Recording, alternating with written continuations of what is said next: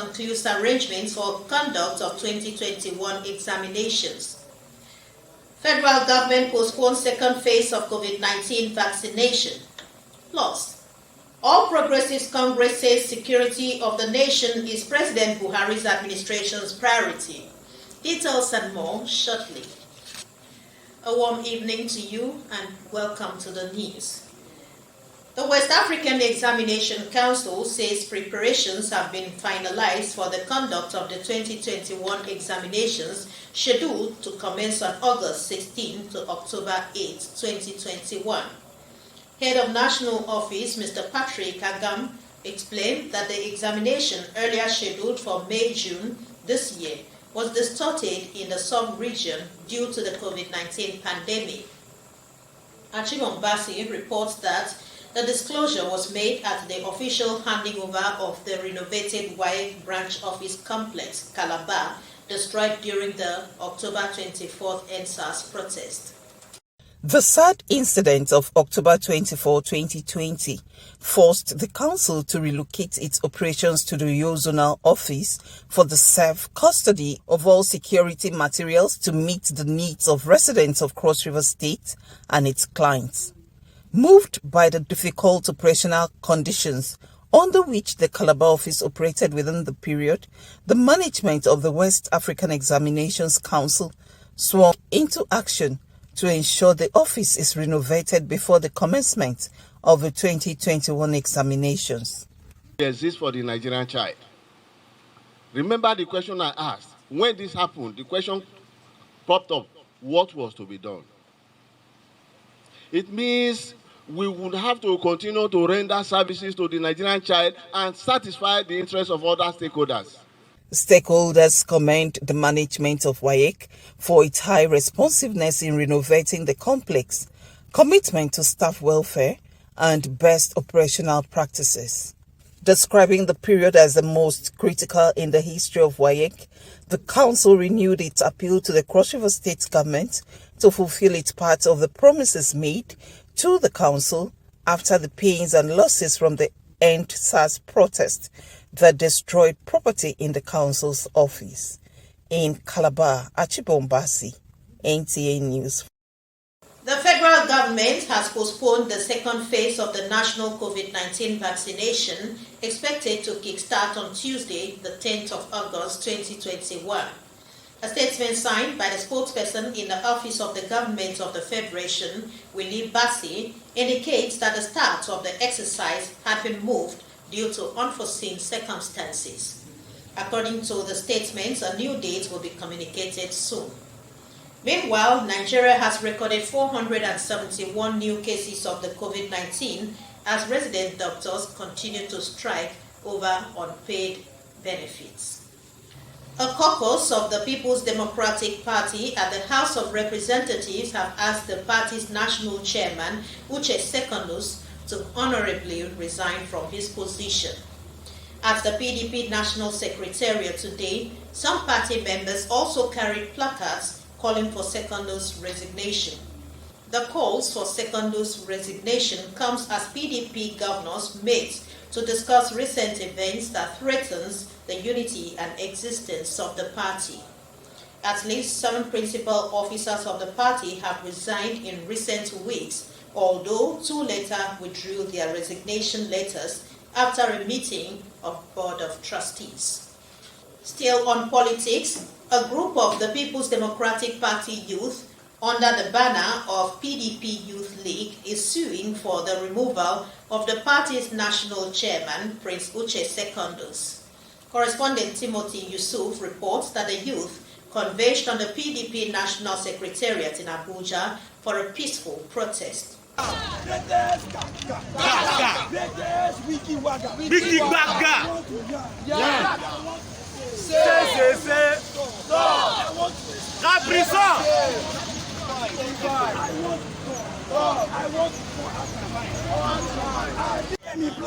Mr. Second, we are tired of losing our governors.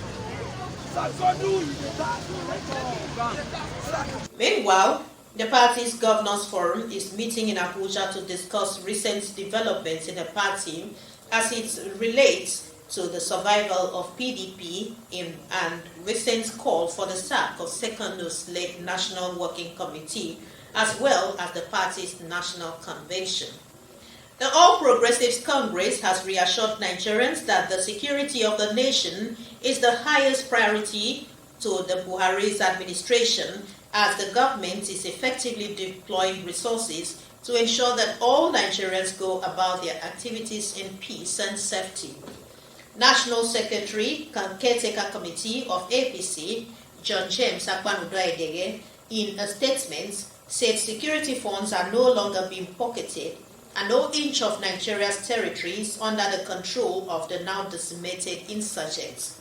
In a statement, APC added that the emerging security incidents recorded in some parts of the country are being tackled by the security services with great successes. The APC reaffirmed that in keeping with its election promise to Nigerians, President Buhari has shown uncommon leadership intent and capacity to permanently end all security incidents and criminalities in the country. The APC commended Nigerians for trusting Buhari's administration and solicits continued support to the military and security agencies that are fighting insecurity, and appeal to Nigerians, irrespective of political, religious, and ethnic affiliations, to come together in order to bring the menace of insecurity to an end. That Nigeria is indeed blessed with abundant talent is certainly not in doubt. This fact is manifest in recent discoveries of several scientific inventions by young Nigerians. A proof of this played out when a young man from Imo State was spotted flying a locally fabricated aircraft in a remote village. Lorita Arinze Egwim reports.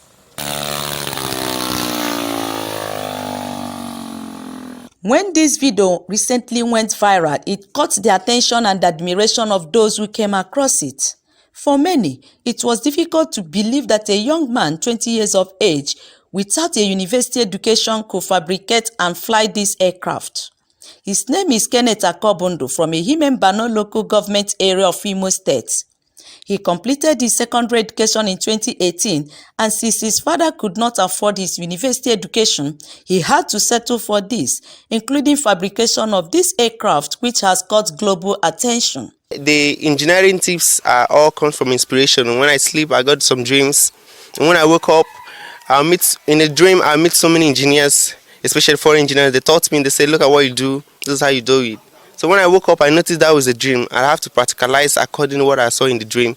And obviously, that is how I have to keep upgrading. But I've not attended any technical college or institution or university, no. It's just self-taught. He started fabrication of these prototypes at the age of 7, and here are some of his old products. While many are surprised at how he is able to come up with these fabrications, Kenneth says all materials used are locally sourced, including the engines used for the aircraft and other machines. This scooter bike, for instance, he says, takes him from his village in Imo State to as far as Aba in Abia State. I got that inspiration when I was 7 years old, but I wasn't really serious about it. I was like looking forward to become a naval officer. Engaging myself in the seas, but when I grew up to 12, 13, I noticed that none of them is working off me, so I didn't take it more serious about the engineering, but it comes worse when I turned 17, 18. It's like I'm going crazy. I can't do anything without trying to figure out what I could invent out. And since 2018, I have to be passionately working, and that is how I come up with more ideas. I can be able to manufacture ultralight aircraft and most other inventions. To say that the visit of the NTA took Kenneth by surprise is to say the least, as his neighbors and some leaders of his community came out to witness what they described as a dream come true. From the commitment and interest shown, if well exposed, it will do Nigeria proud. I pray that this country will look at the content of this young boy and see that he make this country proud. God will locate him one day. And when I came out today and saw cars everywhere, I knew that God has done it. A white man can do many things, with his brain. It's actually what I'm seeing from this boy. For his parents, his talent did not take them by surprise as it runs in the family. I believe that God transferred the talent of the family to him. I don't have money, and I'm a commercial transporter, driving for someone. Since the car developed fault, I told my son that he has to be patient. From Caton.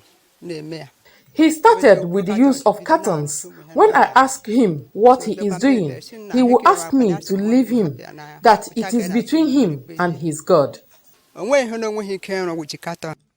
Kenneth may be limited by resources, but his hope of having his dream actualized someday is rock solid. Sometimes when I woke up, I notice I'm staying at home and trying. I feel bad.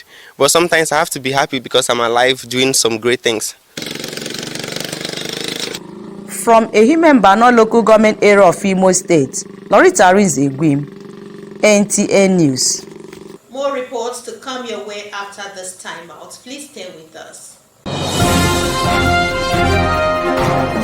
As news breaks from the north, south, east, and west of Nigeria, we bring it to you. News from the length and breadth of Cross River State is sent to you via this channel. With movers and shakers in various spheres of influence talking to us, we carve a niche and showcase our experience in broadcasting. Because it's Nta Calabar before others. You can't get this anywhere else.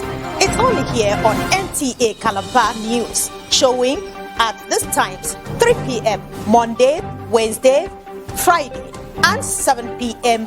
every day. Nta Calabar News. Our experience counts. Welcome back. The Zone 6 headquarters of the Nigeria Police has a new Assistant Inspector General of Police. He is AIG Usman Sule Goma, who succeeds AIG Zaki Ahmed. The new AIG hails from Chanchanga, local government area of Niger State. He was appointed into the force in 1988 as one of the pioneer cadets assistant superintendents of the then Police Academy Annex, Kaduna, and holds a Bachelor of Science degree in Political Science from the renowned Bayero University. The new AIG, who has attended numerous professional courses, missions and conferences, including United Nations Assistance Mission for Rwanda, also held several command and staff appointments before his posting to Zone 6.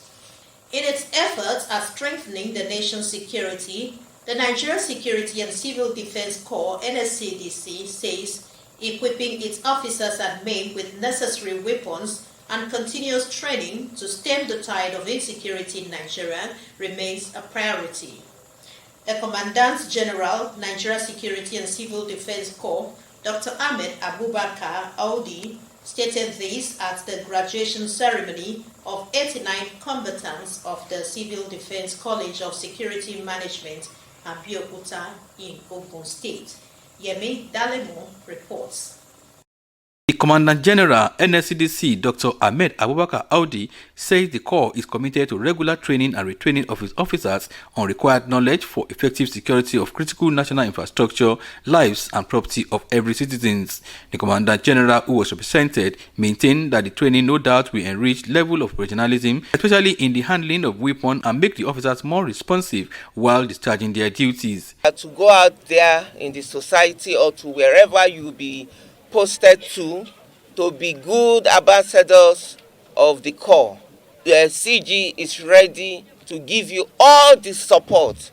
The Commandant, Civil Defense College of Security Management, Abeokuta, Rachel Awochusi, said continuous training is required for officers in view of the contemporary security challenges facing the country. With the security around and them being prepared for the work, I think we are still helping the society and the governments of our country. We're going to secure Nigeria because that is basically in our job. We are using, that is what we called for, to come and protect the government property. I've learned a lot in all aspects.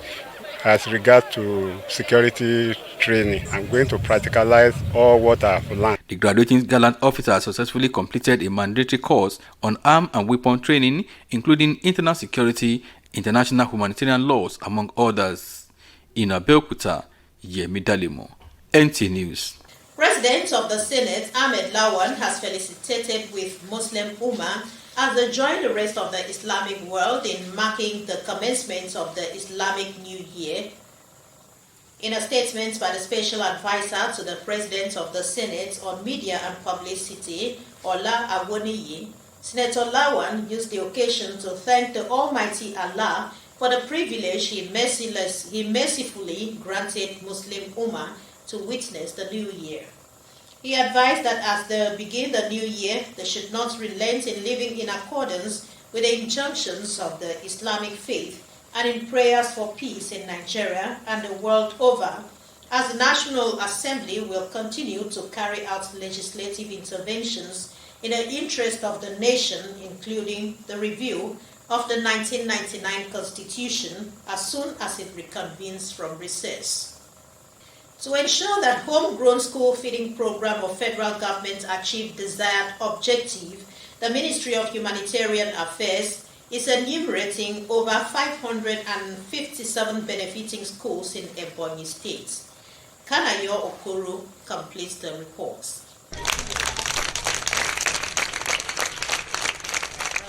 That excitement from the pupils greeted the team from the Ministry of Humanitarian Affairs who were in their schools to know the effectiveness of the program as well as to identify the real beneficiaries. Some of the school children, while thanking federal government for the gesture, said since 2021, they only benefited from the month of May and July. They appeal to the government to strengthen and sustain the program, as it does not only help in their studies but promotes their health. Rice, beans, yes, they have brought food for me. It's very sweet and very big food that they have brought for us. The school vendors who admitted to have served the children food from the period of 2 months since 2021 urged the government to continue with the program, as it is now the source of their livelihood. Also speaking, some of the teachers said the homeschool feeding program has encouraged pupils to go to school. According to my assessment, the food is okay. It's okay for the children. The program has been going on smoothly and the children were fed well. The Special Assistant to the Minister of Humanitarian Affairs, Mr. Kesley Ngene, and State Manager of Homegrown School Feeding Program, Mr. Sunday Mbam, while explaining that the program at the beginning in 2017 has some challenges, emphasized that the enumeration exercise will give room for some schools that have not been captured to be selected to benefit from the program. My mandate is to ensure that the number of students being fed in this state are the people who are coming after. The number of schools in Ebonyi State for this exercise and the schools in this exercise what we are coming after, to establish and substantiate the fact that these people are there. Actually fed the students for 40 days this year. The National Bureau of Statistics officers are on the field now, and also the enumeration exercise is going on how to verify the baseline data. Now, that baseline data will also give room for schools that have not been captured to be captured as well. They, however, appealed for the continued support of the state government to the program designed to better the lot of Ebonyi children. In Abakaliki, Kana Yokoro, NTA News. And finally, a recap of the top stories. The West African Examination Council, WAEC, has finalized preparations for the conduct of the 2021 examination. The federal government has postponed the second phase of the COVID-19 vaccination. You also heard in the news that the APC has reassured of President Buhari's administration's commitment to ensure security in the country. And that's all on the news. Thank you for sharing your time with us. Have a wonderful time.